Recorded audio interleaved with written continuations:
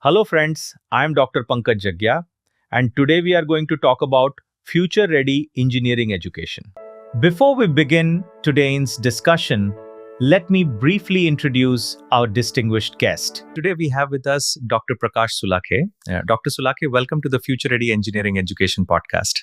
Thank you. I'm happy to be here. Dr. Prakash Sulakhe is an educator, researcher, author, and entrepreneur working in the field of engineering education and skill development. He is the founder of Cadmech Engineering Private Limited, an organization dedicated to manufacturing and developing advanced CNC and Mechatronics laboratory setups as well, training solutions, and smart learning platforms for engineering institutes. Over the past 2 decades, he has worked closely with engineering colleges, polytechnics, and technical institutions to strengthen practical learning and industry readiness among students. Dr. Sulakhe is also the author of books focused on engineering education and smart laboratories. And his work has been recognized through several awards and industry recognitions.